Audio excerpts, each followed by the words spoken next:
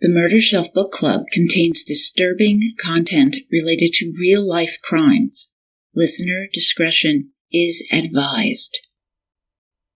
Before the killings, I was a carefree kid, oblivious to the dangers lurking beyond my safe, middle-class suburban neighborhood. After learning that 2 girls had been murdered while they were out doing the same kinds of things I liked to do, ride their bikes, I was scared. Playing in the woods now gave me the creeps. A couple of years later, I occasionally walked to school by myself when I missed the bus or couldn't get a ride. My route required me to walk past a wooded gulch, which always made the hair on the back of my neck stand up. My heart would race. Lindsey Wade, In My DNA, My Career Investigating Your Worst Nightmares.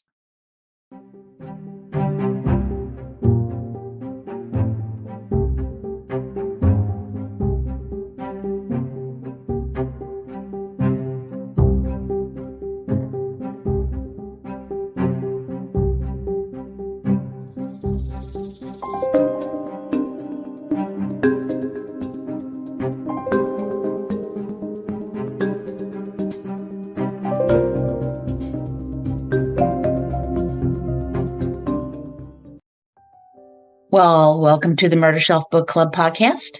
I am your host, Jill. Summer is going by fast.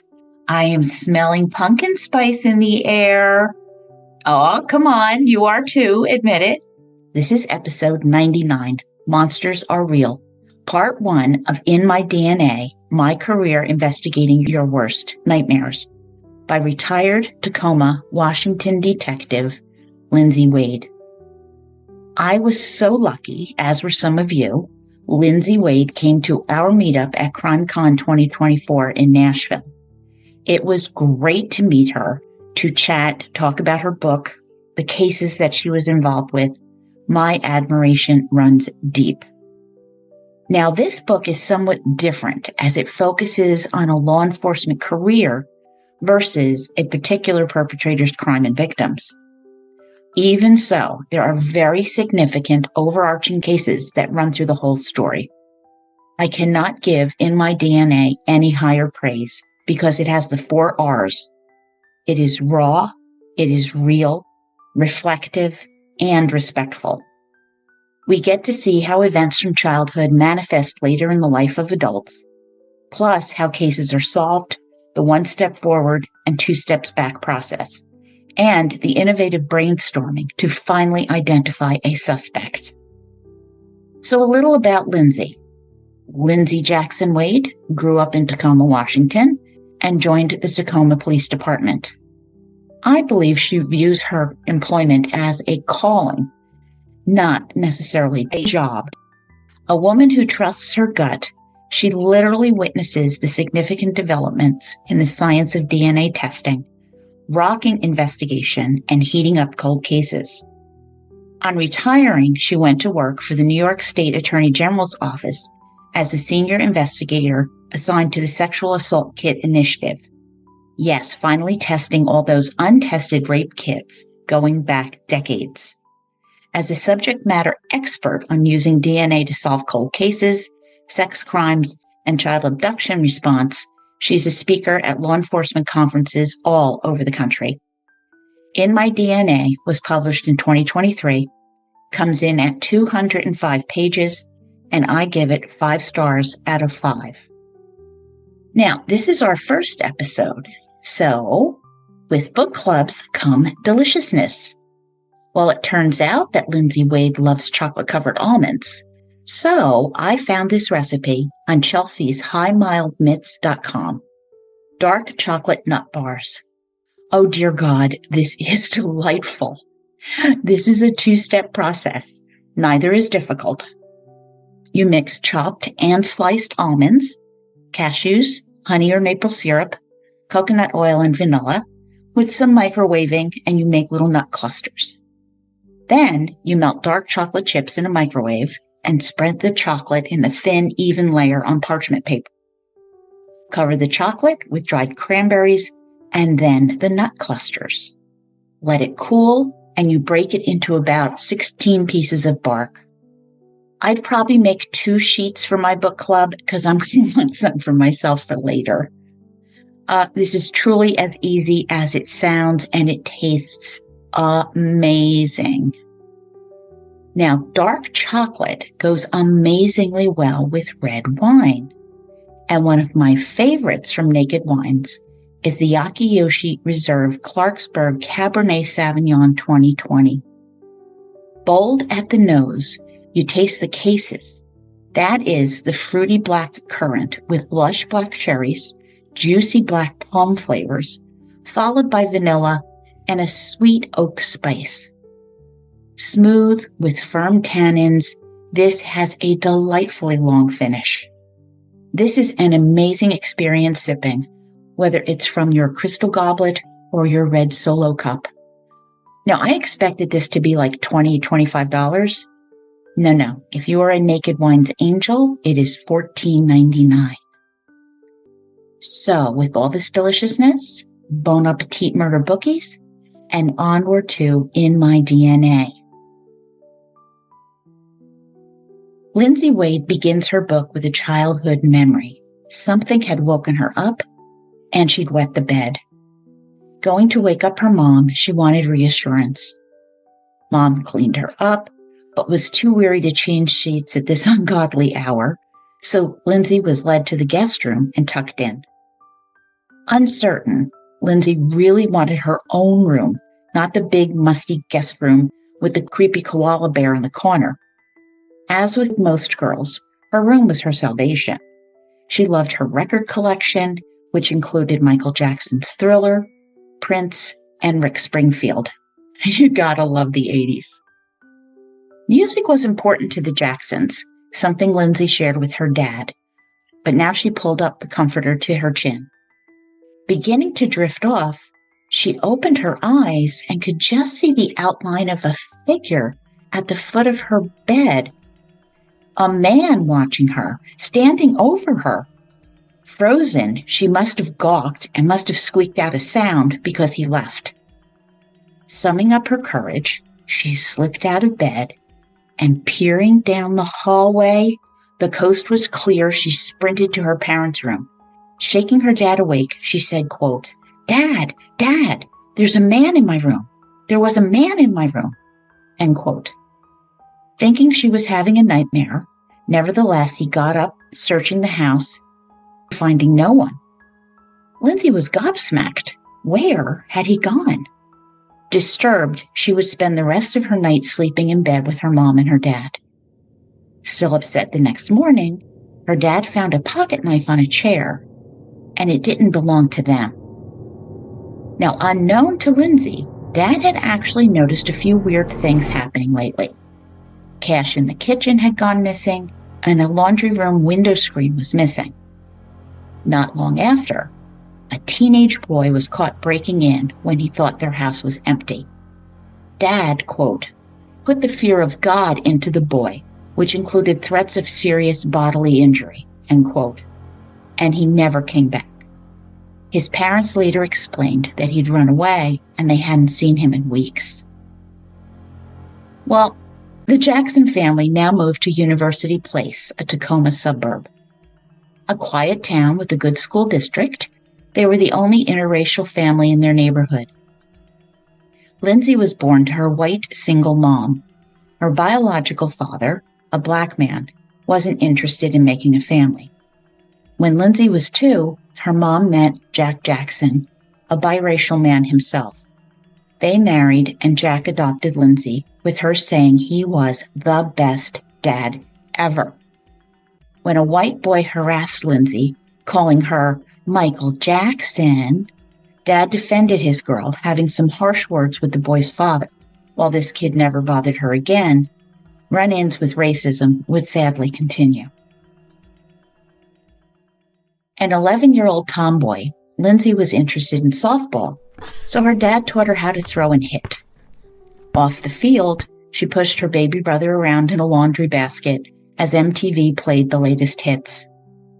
Carefree, tossing hoops in the driveway, Lindsey first learned about the 2 little girls who had been killed riding bikes in North Tacoma parks. 12-year-old Michella Welch and her sisters went to the park. Realizing they'd forgotten their lunch, Michella returned home to get them and disappeared on March 26, 1986. Michella Yvonne Welch, who loved piano and the violin, who always managed to boss around her little sisters, was gone. Later that night, Michella's body was located. She had been sexually assaulted and murdered, her throat slit. Many tips came into the Tacoma Police Department. A 13-year-old boy said he saw an older man watching the sisters, and a composite sketch was drawn up. This prompted another man to call in, saying he'd seen a guy who looked just like the composite sketch in another park, Point Defiance Park, where this guy jogged. If he ever saw the man again, he would try to get his license plate.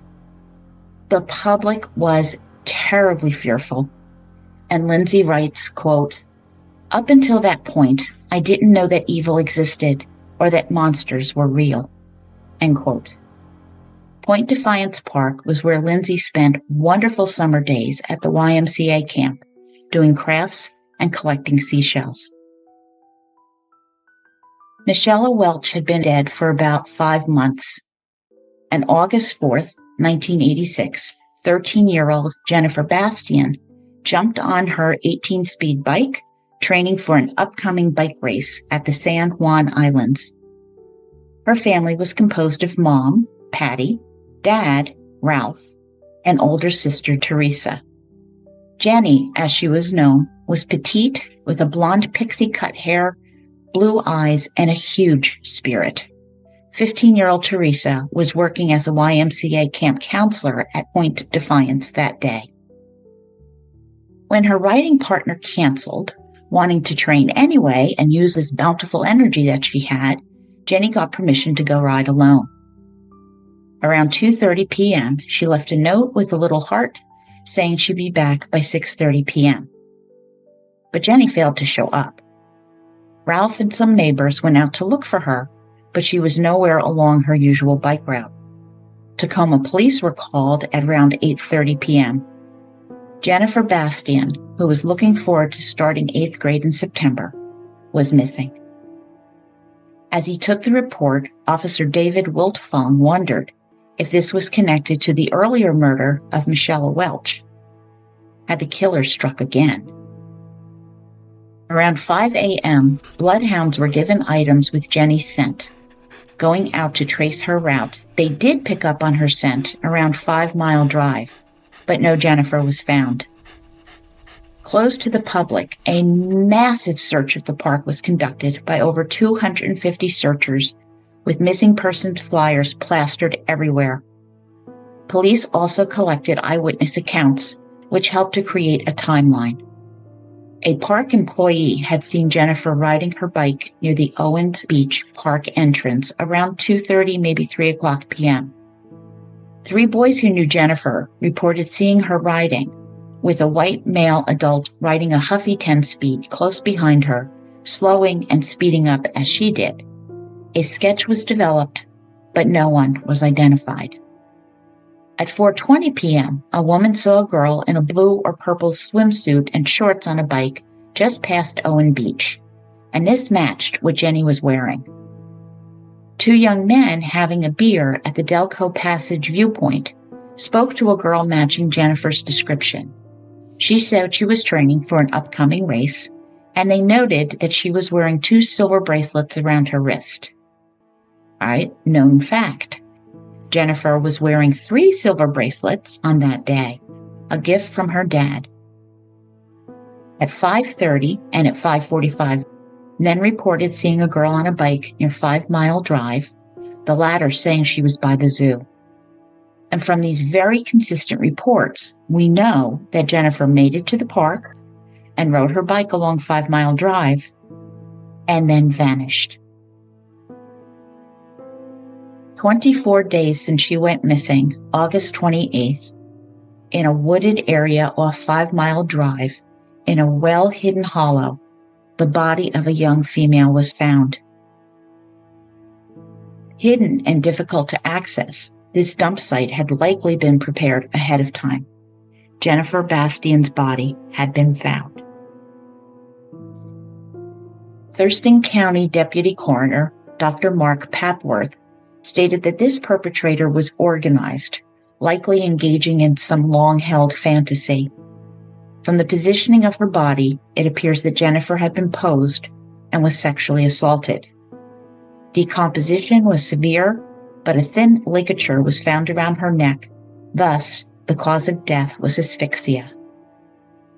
With years of practice, the Green River Task Force was called in to assist Tacoma Police detectives in processing the crime scene. Now you can hear more about them and the Green River serial killer in episodes 59 to 62 on the book She Married the Green River Serial Killer by Penny Wood. I got into a deep dive in that one. Well, with the discovery of Jennifer's body, the resulting panic that gripped the Tacoma area was intense. In 5 months, 2 young girls had been murdered, and given the similarities, police began to wonder, was there a serial killer on the loose again? Now, this is the Northwest United States, which did seem to be a breeding ground back then.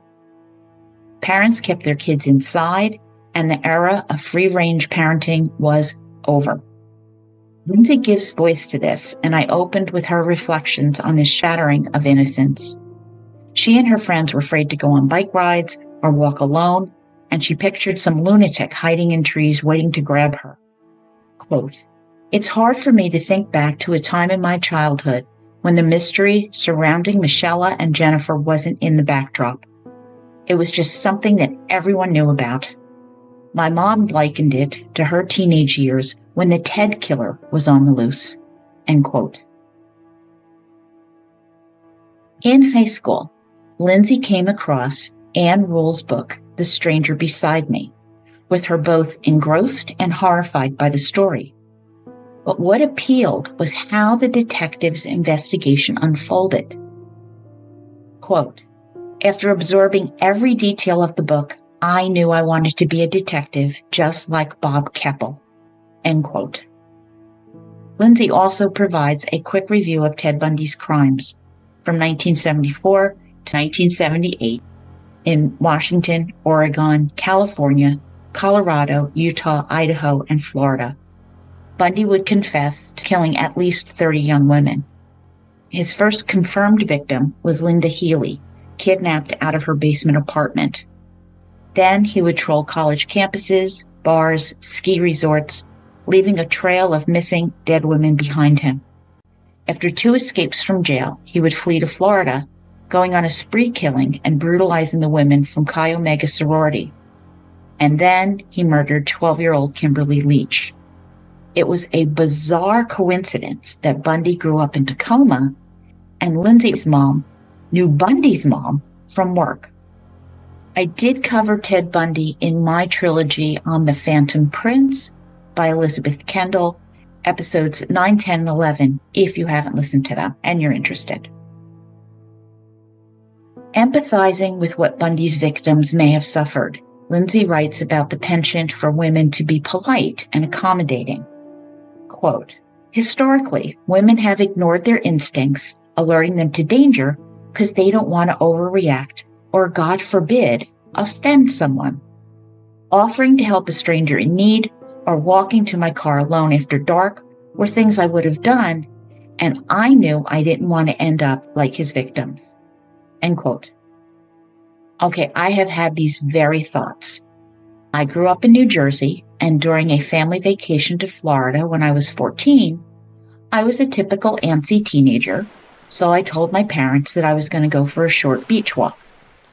I left our hotel room and went to the beach, and it was dusky in Fort Lauderdale, and the temperature perfect. Walking, the beach was empty, probably because it was close to dinner time. I was walking along and picking up shells, and I saw out of the corner of my eye a man, kind of shadowing me at a distance, closer to the hotel than I was. And I kept going, but slowly turned, doubling back, and still picking up shells, doing nothing to indicate that I had seen him. And he turned and was following, moving slowly, now diagonal towards me as if to intercept me. Heart hammering, I knew I was in trouble. I pretended to be oblivious, picking up another shell and then another.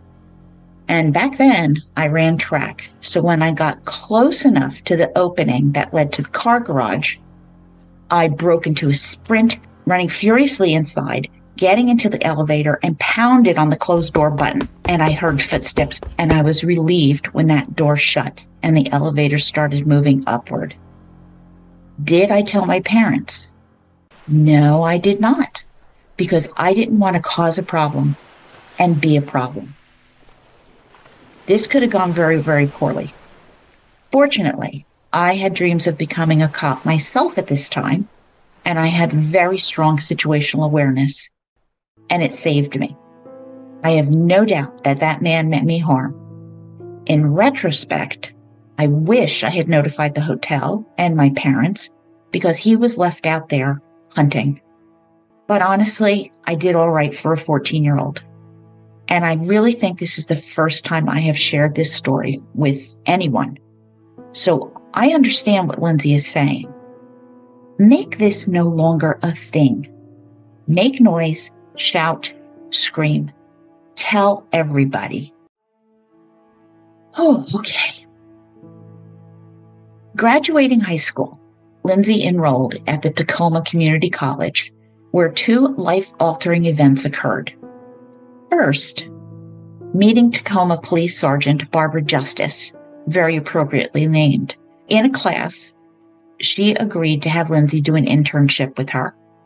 A female officer who had begun her career when women and law enforcement didn't exactly mix, she greatly influenced the officer Lindsey would become. Going to the shooting range to shoot a real cop gun was also valuable. And tagging along on her shifts a few nights a week also gave her a new perspective. And it confirmed that, yes, she really did want a law enforcement career.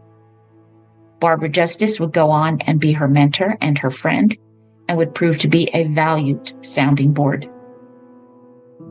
The second thing that happened was when she took a class at TCC from Sam Holden, a police detective who happened to be the hiring officer with Tacoma PD. A born storyteller, he wove his teaching around the tales he would spin, his slow southern drawl inviting. For example, he told of getting child molesters to open up to him by reinforcing the suspect's delusions, and many confessed while Sam Holden appeared to understand their perversions. Lindsey would learn firsthand that this technique worked really well.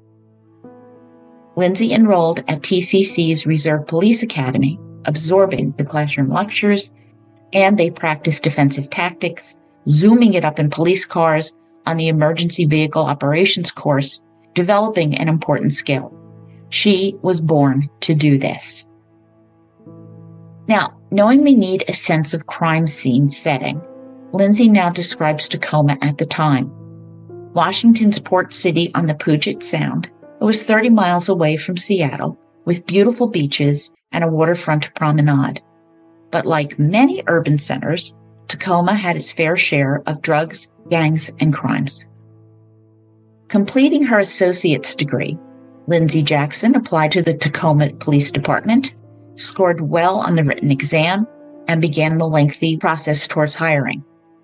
During the oral portion, a skeptical male officer asked her if she had ever been in a fight. So he's clearly wondering if Lindsey would be able to handle herself on these dark urban streets. Well, yes, she had. A bar fight in Mexico. Now, such questioning would likely not happen today. Males and female candidates get the same kinds of questions, and that's a good thing. Well, as the application process was moving along, Lindsey began to work on her bachelor's degree, but she was finally offered her dream job, so she dropped out and joined the Tacoma Police Dept. Not a quitter, she would continue her education at night, graduating with her degree in law and justice with a minor in psychology from Central Washington University. Graduating from the police academy, Lindsey was one of 6 women the only one of color in a class of 29 recruits. And the next 5 years, she would work the night shift on patrol in Tacoma's hilltop neighborhood, nicknamed The Hill. 22 years old, she was often mistaken for a high school-aged police explorer. Her first dead body. About 3 months on the job, call came in about a woman who had died on her couch several days before. Severely bloated, her skin was a deep shade of purple and black. The unmistakable, greasy stench was overwhelming. The fire department lent her a respirator, a blessing, while inside the house processing the scene.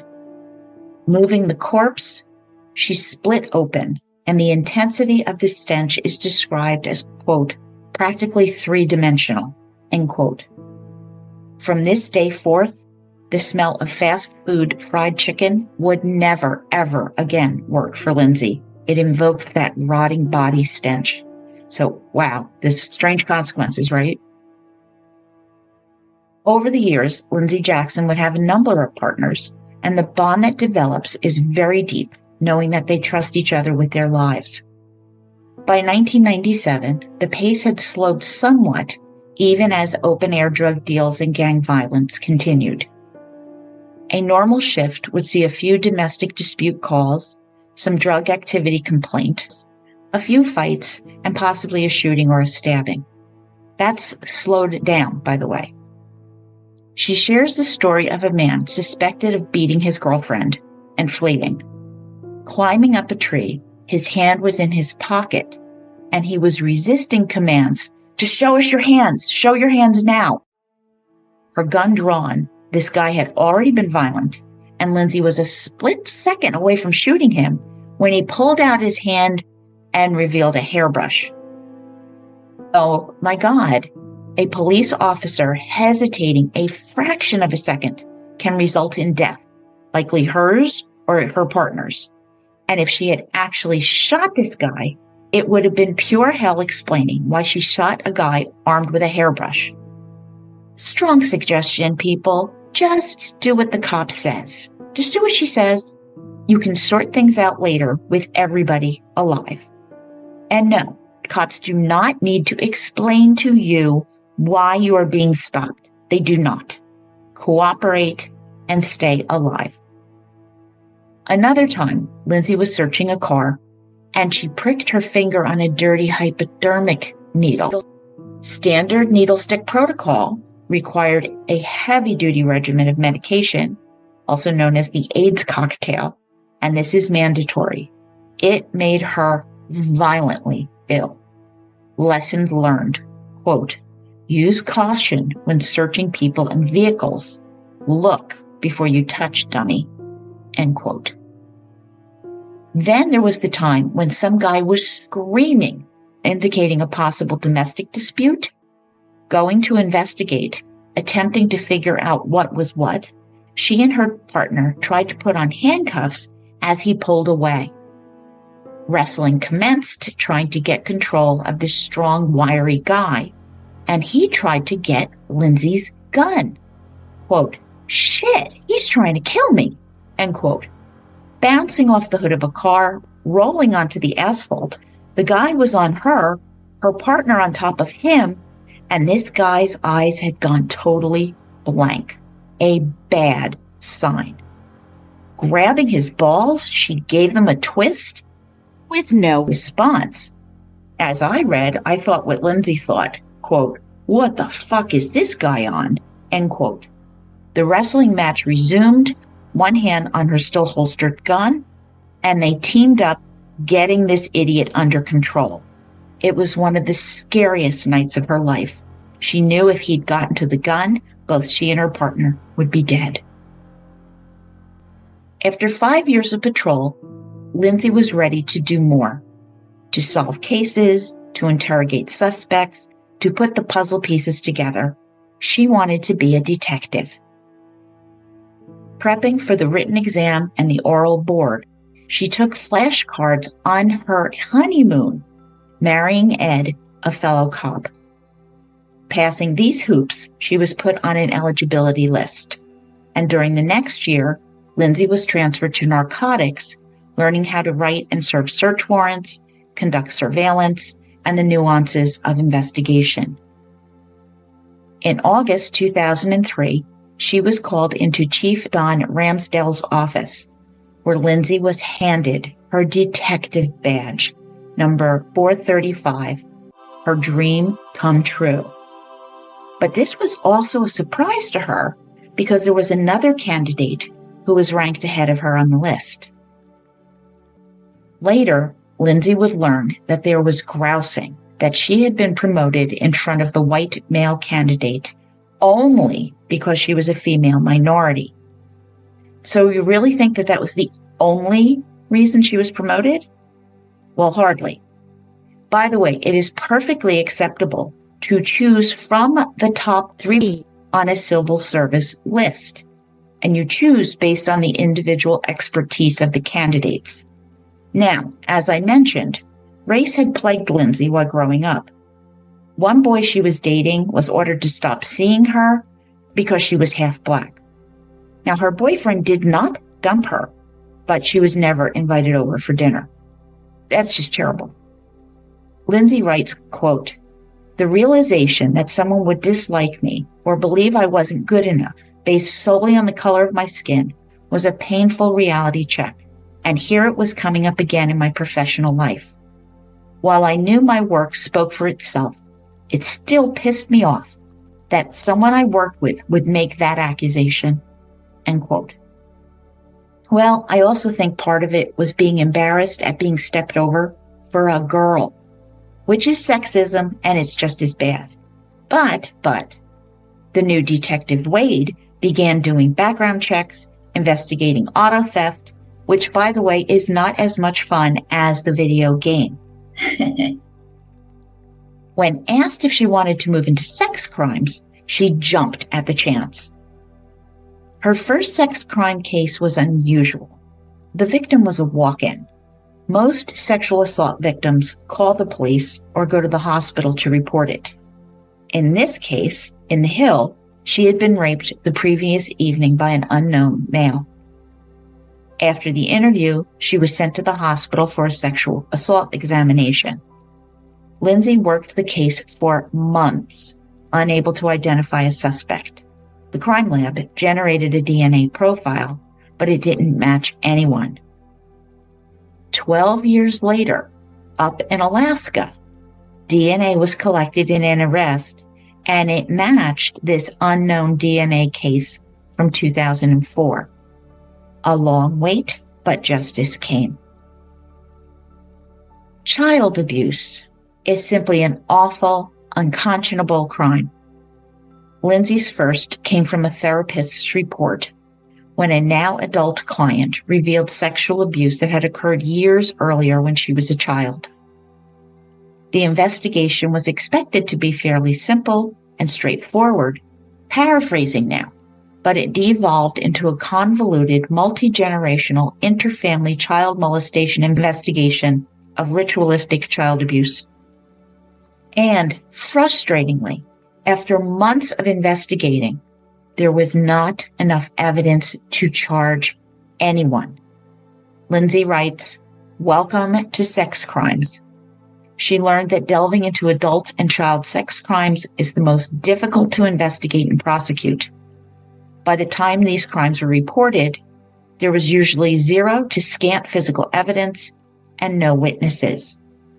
Nevertheless, giving it your all is required, and she was intensely committed to seek justice for these victims. A few months later, one of the old guys in the office shared a file that he had in his drawer containing stacks of photographs, and he began to tell Lindsey about the 1986 murder of Jennifer Bastian, that very case that terrified her as a kid.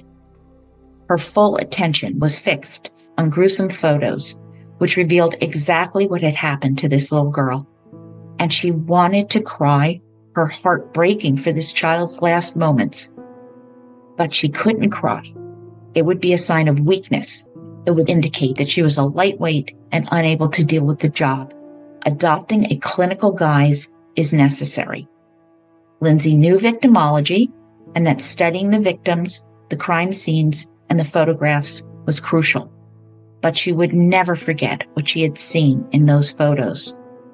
Child abuse, serial rapists, sexual predators invading homes where people should be safe, assaulting and murdering, changed Lindsey as a detective, a woman, as a wife, and a mother.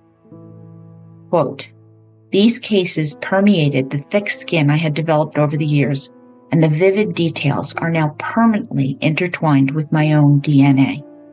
End quote. Not long after, Lindsey was assigned to an assault case, 16-year-old Lisa Delgado. At the Lakewood Town Center, a white man had offered her a ride in his tan pickup truck, and she gratefully accepted.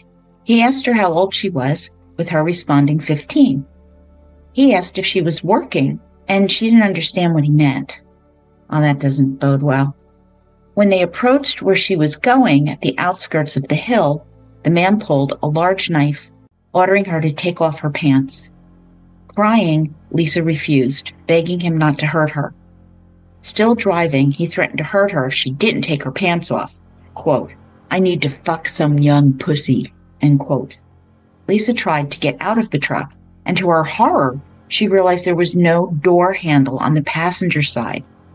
She frantically rolled down the window, trying to climb out, but he grabbed her by the leg, and she kicked at him several times as he stabbed her in the lower back before she squeezed out the window, escaping. Flagging down a passing car, Lisa was taken to the hospital by the driver. Fortunately, she wasn't badly injured. A police officer came in to take the report, and the investigation was launched, but the suspect wasn't identified. She described a heavy-set white male in his 30s with a round face and bulgy eyes. The missing door handle, combined with the violence Lisa was subjected to, was discerning. There were probably many other victims out there. Working with Detective Gene Miller, he and Lindsey identified several unsolved rapes of sex workers that had occurred over the last few years. A Pierce County Sheriff deputy knew of a similar case, and he had seen the notice that Lindsey had sent out. He provided the name of a potential suspect in Lisa's case. In addition, Lindsey had found a field information report from June 22, 2004, involving a man named Delbert Paul Michelson. The report read, quote, "Had prostitute, toy gun, 12-inch busher knife and tape in vehicle, stopped by Puyallup tribal police, similar to serial rapist," end quote. Tribal refers to Native American tribal law enforcement, which is very common in Washington and other Western states. Michelson was stopped in an area known for prostitution and drugs, but finding no warrants, the tribal officer released him. Now this pricked Lindsey's curiosity. This man is riding around with sex workers in his car with a rape kit. Doing research, Lindsey saw that Delbert Michelson drove a tan 1996 Toyota pickup. Running a background check, Michelson fit the description of the man Lisa Delgado had given. He'd also been arrested in 1993 for rape first degree and unlawful imprisonment. Getting a copy of this report, Lindsey realized this assault on a 16-year-old girl, Gina Smith, sounded very familiar. So back in 1993, at 2:32 a.m., Tacoma PD responded to reports of a woman screaming. They found a half-naked, hysterical young girl, Gina Smith, dress pulled down to her waist, breasts exposed, with a black cord tied around her wrist. In the streets, a very sweaty man stood right behind her, Delbert Michelson. Placed in separate patrol cars, each told their stories. Gina admitted that Michelson had picked her up and offered her $40 for sex. She agreed and went to his apartment. Afterwards, she tried to leave, but Michelson wanted more, pulling a gun and pointing it at her head. He tied her wrists behind her back with a cord from her dress, blindfolded her with a green shirt, and forced her into the living room where she was forced to perform oral sex. At some point, Gina pushed Michelson into a glass coffee table, which shattered, allowing her to run out the front door screaming. Pursuing her, trying to get her back inside, he offered to return her clothes. Refusing, Gina demanded her belongings back, and he threw her clothes onto the streets just as the police showed up. Michelson's story. He had picked up the girl and he brought her back to his place, but had no idea she wanted him to pay for sex. They had sex, which she wanted rough. Then she freaked out, and he admitted he had a gun, but he had never taken it out. All right, that is called a load of crap. But let's follow the evidence and it'll take you where you are. Outside, police officers found a torn green t-shirt. Inside, they found shattered glass from the coffee table and a .22 caliber pistol on the bathroom sink next to Gina's earrings. In the bedroom, they found a condom wrapper on the floor next to a .22 caliber pistol magazine with 6 rounds. Haha. So, following the evidence, where are we? Michelson was arrested for rape in the first degree, plus unlawful imprisonment, getting booked into the Pierce County Jail. Gina refused medical treatment because she was pregnant and she would go see her own doctor. The rape charge never stuck, however, and the case was dismissed. So taking all of this in, Lindsey concluded that Michelson was a good suspect for the Lisa Delgado assault. But was there enough evidence?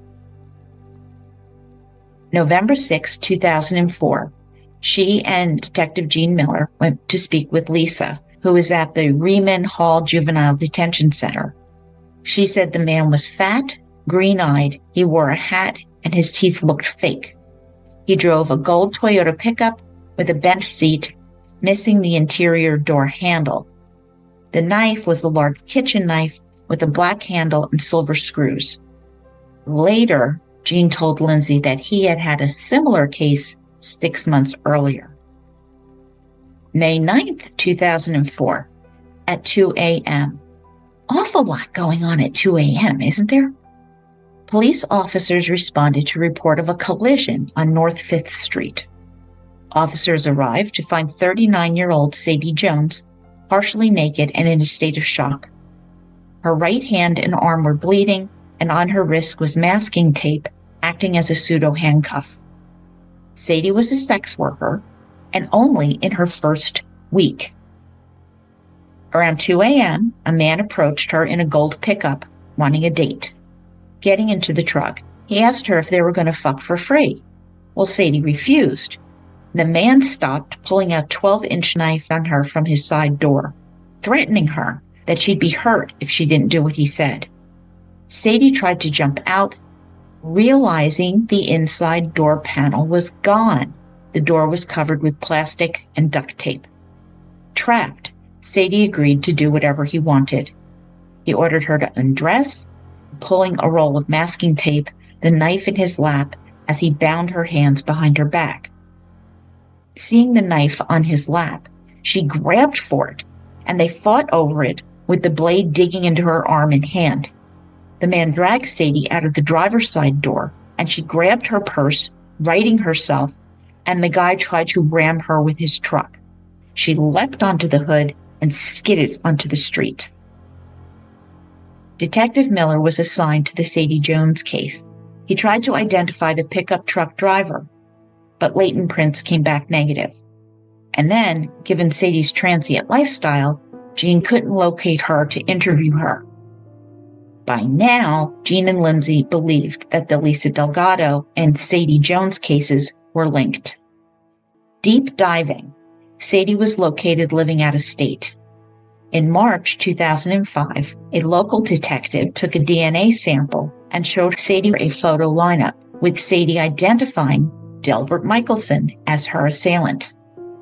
Now, with this confirmation, Lindsey knew there were other cases and began searching the law enforcement database for similarities, spending hours figuring out just the right keywords to elicit a positive result.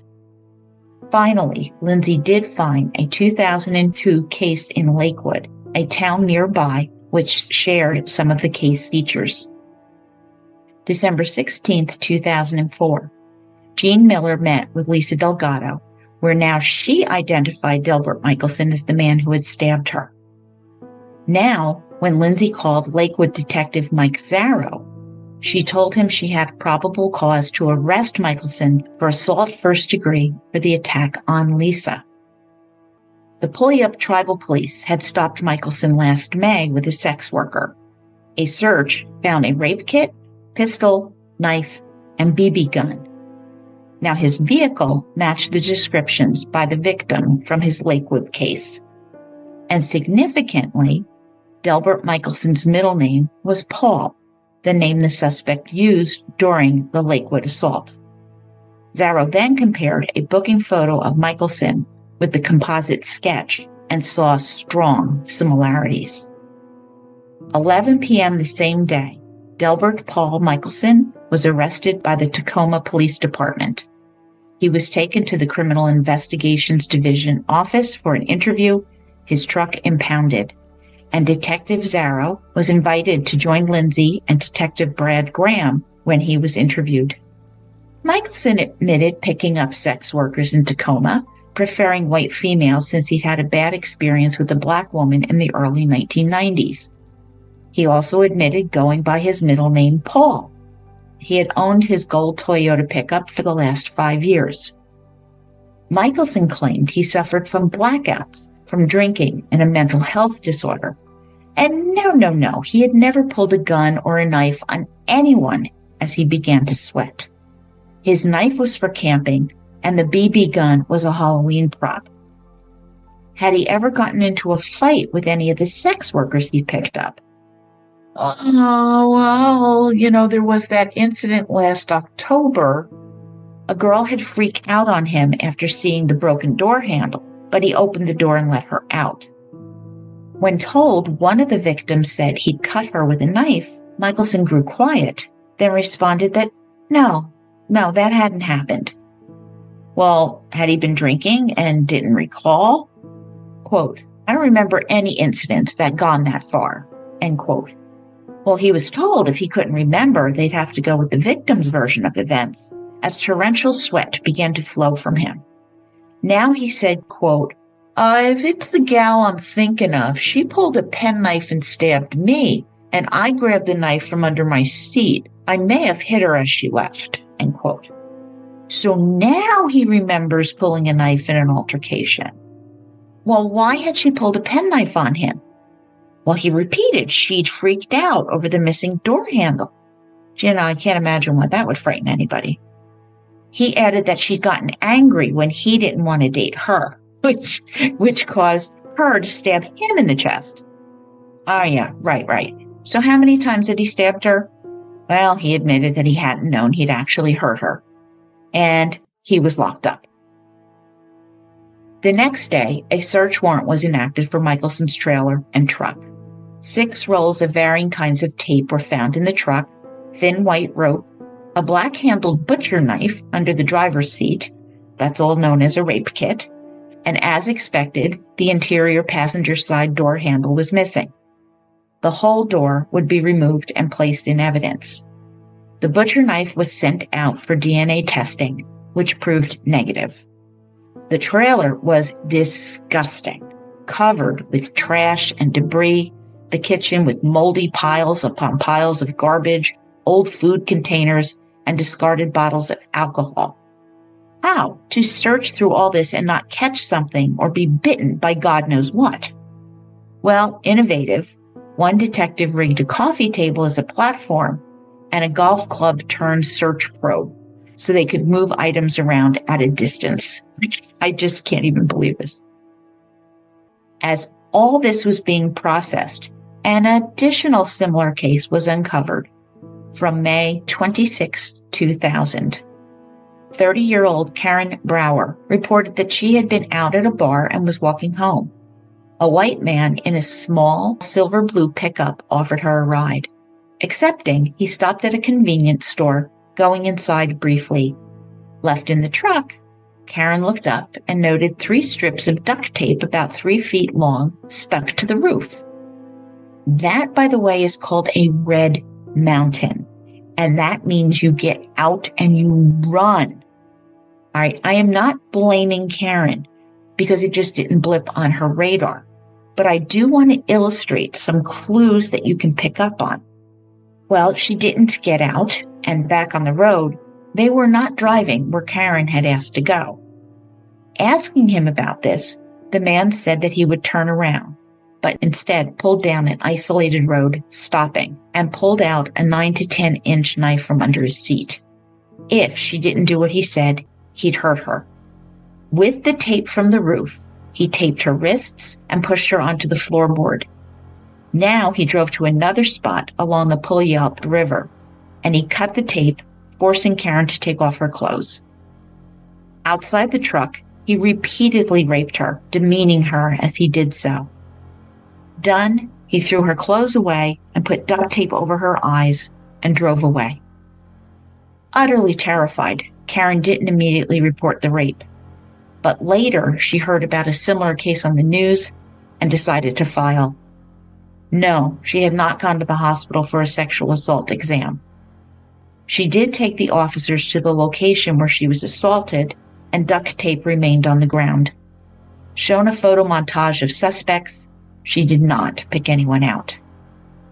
Now, December 19th, 2004, Lindsey spoke with the original detective investigating Karen's rape, pointing out the similarities with the Michelson cases.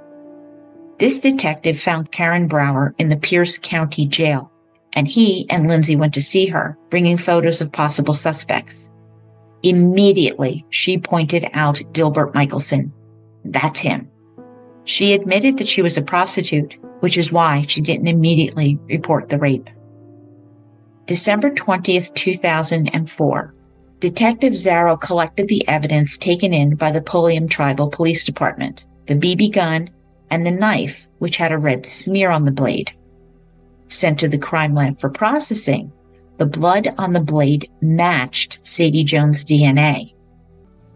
Now Detective Zarrow dug deeper into the police files and found another similar case in Lakewood, November 13th, 2004. Lakewood police were dispatched on a possible abduction call. 2 witnesses saw a yellow pickup in a ditch by the side of the road.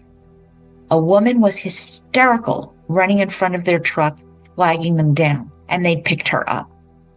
She was 33-year-old Tamara Hilliard. So scared to death, she wet her pants. She said a man was trying to kill her. Calling 911, the police arrived shortly thereafter. Tamara had been approached by a white male driving a late 80s or early 90s yellowish-brown pickup. He waved, got out of the truck, and grabbed her by the hair, pulling her into the passenger side of the truck. Inside, he pulled a knife, yelling, "Don't you move, bitch," and it was time for her to die. Then he pushed her out of the pickup.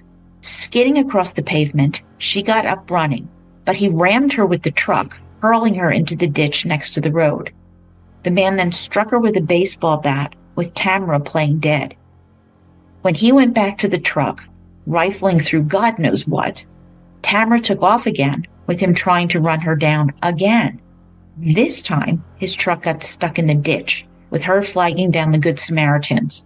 By the time the police arrived, the suspect was gone. Now, Detective Zarrow began to try to find Tamara Hilliard, locating her in jail in another state. In 2005, he met with her, showing her a photo lineup, with her positively identifying Dilbert Michelson as the man who had attacked her the previous November. She told him that the passenger door handle didn't work, and he had threatened to kill her. Now, Lindsey was able to zero in on 2 more cases from 2001 with the same familiar ring. However, these women did not go to the hospital for a sexual assault exam, so there was just no physical evidence, and neither one identified Michelson as the perpetrator. In the end, Dilbert Michelson was charged with 14 felony crimes, rape, kidnapping, robbery, and assault, all stemming from the Lisa Delgado, Sadie Jones, Karen Brower, and Tamara Hilliard cases. Michelson pled guilty and was sentenced to 22 years to life in prison. 3 years later, technology had advanced enough that the crime lab matched Michelson's DNA to the duct tape removed from the unsolved 2002 Lakewood rape case. And while he wasn't charged with this crime, it will be a factor if he should ever come up for parole. God forbid. Lindsey reflects that these were challenging cases to investigate, very different from what we see on CSI. Very limited forensic evidence. There was no videos, no fingerprints, no cell phone data, with only DNA tying Michelson to the cases he could be charged with. His modus operandi and vehicle descriptions linked these cases, plus the eyewitness identifications. His admission of stabbing one of the victims also helped. Like too many books we've covered, Delbert Michelson preyed on the most vulnerable in our society. He sought out marginalized women struggling with drug and alcohol addiction, and he selected women who were unlikely to report his crimes, knowing they may not be believed or compromised because they were sex workers. With no fixed addresses or stable communication ability, they were transient, unreliable, missing interviews. The man-hours required to find the victims, convince them that they were believed and that their particular circumstances were irrelevant, was monumental. Lindsey could have just investigated the cases she was assigned to and never looked beyond that. But she knew Delbert Michelson was dangerous and had to be certain he couldn't hurt anyone else. February 2005. Lindsey and Jean Miller were responsible for reinvestigating several sexual assault cases after another detective was transferred. One of these was the kidnapping and rape of 53-year-old Mary Smith that took place in McKinley Park in April 2004. Tacoma police officer Gwen Beverly arrived at the Puyallup Tribal Police Station. Victim Mary Smith was disheveled with sticks and leaves matted to her hair, a sticky residue left across her face and wrists where she had been bound with duct tape. Mary had encountered the suspect when he offered her a ride in a small white car. Back in 2004, East 28th and L was known for drugs and prostitution. Occasionally, Mary worked as a sex worker, but she was not this night. Driving to McKinley Park, she and the suspect walked down a trail to a spot he had selected, where he laid a piece of cloth on the ground and then pulled a knife on her, his voice and demeanor changing in a split second. Cooperate or he'd kill her and bury her right here, and wrapped duct tape around her head, bound her wrists behind her back. Then he brutally raped her. Pulling an item from his backpack, he inflicted terrible pain, and when she struggled, he threatened to use a tree branch on her. After hours of assault, he mumbled incoherently, tossing his belongings from the backpack around the area. He gave pills to Mary, giving her scope to wash them down. When he wasn't looking, she spit them out. Rambling, he said he was recently released from prison and was getting psychological care. His car belonged to his mom. So the guy's got mommy issues on top of everything else, right? Cutting the duct tape off, he tied her with shoelaces, telling her she was lucky he wasn't a Bundy. He wasn't going to kill her. And then he released her. Mary feared reporting the rape because she had engaged in sex work, and she went home. After her roommate saw Mary's state, she was convinced to go to the police. At the scene in the park, officers found Mary's shorts and bra, the cloth he'd laid on the ground, pieces of cut duct tape, shoestrings, and an empty bottle of scope. Taken to the Tacoma General Hospital, a rape kit examination took place.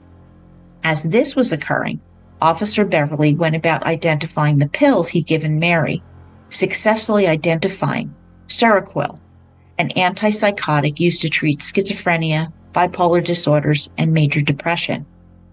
Searching the sex offender database, the name Donald Schneider popped up, a level 3 violent registered sex offender, which means he has the greatest likelihood of reoffending.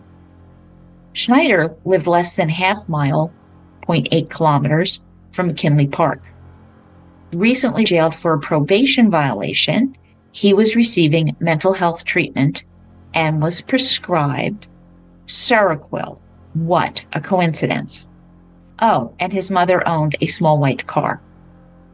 Mary wasn't able to identify Schneider in the photo lineup, but she knew her rapist wore gold-wired framed glasses. Her rape kit was sent out for DNA analysis, and other items tested negative for fingerprints. Lindsey did a background check on Donald Schneider, and he had a lengthy criminal history. 45 years old, 6'2", 240 pounds. His first offense was in 1982, when he kidnapped 14-year-old Jessica Frame. When he approached her, Jessica pulled a pocket knife out trying to protect herself. Schneider charged her, knocked her down, and disarmed her. Beating her, he slammed her head into the pavement as she screamed for help. "Stop fighting or I'll kill you." Dragging her to a grassy area, he raped her. But someone nearby heard Jessica's screams and called 911. Officers arrived, searching the area, and came upon Schneider raping the girl. Quote, "The officers ordered Schneider to freeze, but instead he jumped up and tried to make a run for it. He didn't get far before he tripped over his pants, which had been around his ankles." End quote. What a stupid monster. He would plead guilty to second-degree rape, being sentenced for 10 years. And there were no other sex crimes attributed to Schneider from 1982 until Mary Smith's rape in 2004. Well, Lindsey sought to find out if Mary's rape kit had been tested, calling the Washington State Patrol Crime Lab. Well, it was submitted, but not yet tested. They also recommended submitting the cloth that had been placed under them on the ground. In April 2005, news came that the semen in the rape kit matched one Donald Schneider. A search warrant for Schneider's mother's apartment and her car was obtained. Arrested, Lindsey writes that interviewing Schneider was unpleasant at best. She had arrested many men, but rarely felt intimidated. This man sent chills down the back of her neck, putting her on edge. Schneider denied raping anybody, but he had picked up a hooker and taken her to McKinley Park, where he pretty much did everything, and she liked it rough. But it was consensual, and he paid her $30. Now, keeping track of Mary until the case was completed was difficult given her lifestyle. And in January 2007, Schneider was found guilty and sentenced to life without the possibility of parole. Thank you very much. Washington's mandatory 2 strikes outlaw for sex offenses. And that was that, she thought, for Donald Schneider. Wrong. July 2011. Now her former partner, Jean Miller, was working cold cases. And occasionally, Lindsey would work on a few as time permitted. She always looked to see if there were any cases that might be linked to Jennifer Bastian's murder. When reviewing old cold case files, she began by reading the entire case file several times over, with post-it notes plastered throughout. She walked the crime scene to get a feel for the area, matching the crime scene photos to the terrain. She would do an analysis of what, if any, had been tested at the crime lab, relocated witnesses and suspects to determine what else might be done. She had recently cleared a 1995 rape of a 9-year-old girl in Buckley, Washington. September 20th, 1995. Little Emily Pierce was walking to her school bus stop. A yellow car paused and the driver called to her. When she got closer, he seized her, forcing her inside, threatening to kill her if she wasn't quiet. He pulled over, bound her hands behind her back with duct tape, and forced a rag into her mouth, duct taping that too. In the woods, he brutally raped Emily. Afterwards, he warned her to keep quiet because he'd come back and kill her if she spoke up. Emily managed to get herself to the highway, where a motorist picked her up and drove her to Mary Bridge Children's Hospital in Tacoma. Treated for her injuries, the poor child needed surgery. She was able to help create a composite sketch of the suspect. Reading through the case file, Lindsey felt sick. Now a mother herself, her daughter was 9, the same age as Emily. She noticed that a rape kit had been collected, but had it been maintained? Finding that it had, she reached out to Pierce County Sheriff Cold Case Detective Tim Coble, who agreed to send it for DNA testing. Maybe it would match the DNA from Michella Welch's case. And if it didn't, maybe it would match to another dangerous rapist who needed to be apprehended. February 2012, Detective Coble called. There was a CODIS hit in the Emily Pierce case. The unknown male DNA in her rape kit had matched Donald Victor Schneider. Yep, the same guy. Further, the offender DNA profile from Mary Smith's 2004 rape matched him as well. She rushed into Jean Miller's office, both thunderstruck by this news. With Lindsey recovering from shoulder surgery, Jean and Detective Coble went to Walla Walla State Penitentiary to interview Schneider. He didn't talk, but a fresh DNA sample was collected to confirm the CODIS hit. In 2013, he pled guilty to the rape of a child and received another life in prison without parole sentence. Yes. Working with the National Center for Missing and Exploited Children, Lindsey set out to make a comprehensive timeline of Schneider's activities and his modus operandi. He was ruled out of Jennifer Bastian's murder because he was in jail when it occurred, but 2 other cases sounded strikingly familiar to his MO. July 30th, 2004, 11-year-old Holly Chambers and her mom, Michelle, were out walking around 8 p.m. at night. Suddenly, a man jumped out from behind a hedge saying, "Hello, ladies," as he grabbed Holly and pushed Michelle, a butcher knife in his hand. Mother and daughter fought the knife-wielding man, and Holly was able to break free, running like mad. The man now ran towards his 1980 Datsun pickup, speeding out of the area. Holly and Michelle helped create a composite sketch. When broadcast on TV, a Snohomish County sheriff detective thought it resembled a recently released sex offender. He was arrested and charged, but it resulted in a hung jury. The prosecution was preparing a retrial when Lindsey pulled the Chambers file and was struck by how much the sketch resembled Schneider wearing the same gold-rimmed glasses in his 2005 mugshot. More digging revealed that he owned a blue truck similar to the one described by Holly and Michelle. Schneider also lived in the vicinity of the attack at a time, but there wasn't enough evidence to charge Schneider with the attack on Holly and Michelle. The second case that emerged as she was looking for similarities to the Jennifer Bastian murder occurred on November 25, 1986. 2 14-year-old girls, Amanda Lacey and Roberta Flynn, had gotten off a bus near Pacific Highway in North Tacoma. A man sat in a dark blue Chevy Nova honking his horn as they passed. As the girls came to a brushy area, he jumped out from behind the bushes, grabbing one of the girls by the throat, armed with a knife, and forced both girls into his car. He drove the terrorized girls to McKinley Park. Yes, the same park where Mary Smith was assaulted. And Amanda and Roberta saw that the passenger side door handle had been removed. Yup, just like Dilbert Michelson.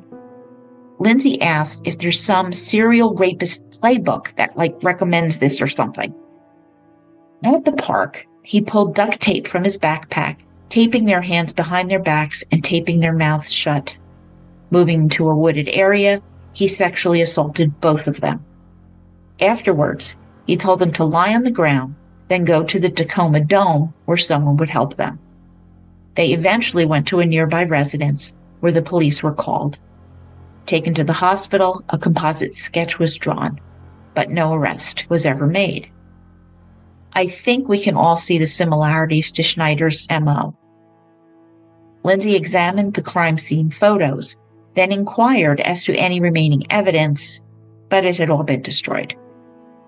In 1988, even very primitive DNA testing, RFLP, restriction fragment length polymorphism, didn't yet exist in Washington, not until after 1989.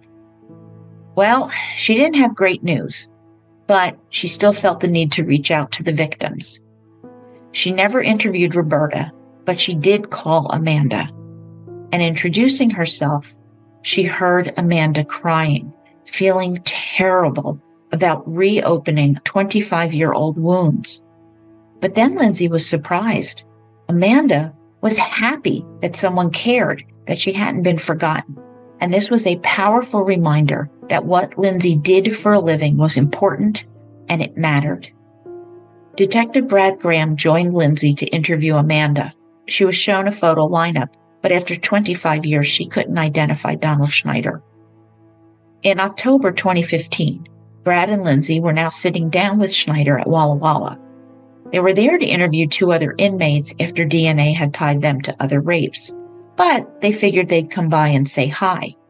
Schneider was unexpectedly pleasant once he learned that there were no new charges against him. Lindsey hoped to get him to talk about Amanda Lacey and Roberta Flynn. He admitted that he'd done a lot of bad things, but due to his methamphetamine use, his memory was terrible. He seemed agreeable to talk again, and his mother had passed away, so she'd be spared seeing him on TV again. Murder Bookies, as I wrap up this episode 99, Monsters Are Real, what an aptly titled episode. What is frustratingly clear to me is that work in the sex crimes unit is damn difficult for all the reasons, but you have to keep at it and persevere and seek justice in whatever form it comes for the victims and families.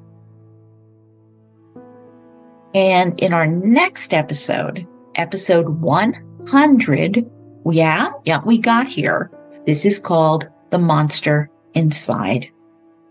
We see Lindsey continue to explore these cases, getting frustrated, getting convictions, and working with DNA results, whether they work for her or do not move the cases forward.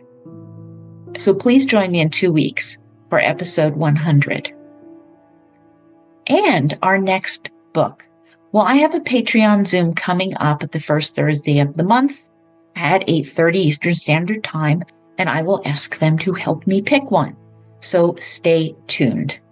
I suspect it will be one of the fabulous books from CrimeCon 2024, because I loved meeting so many amazing authors.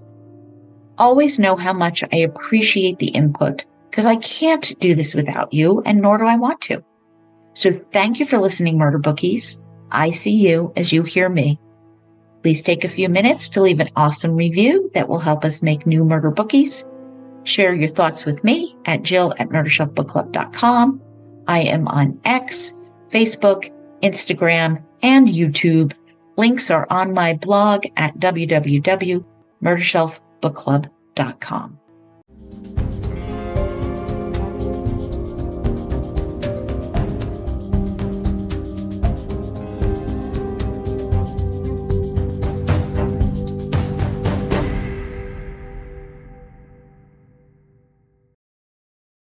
Written and produced by Jill, all rights reserved.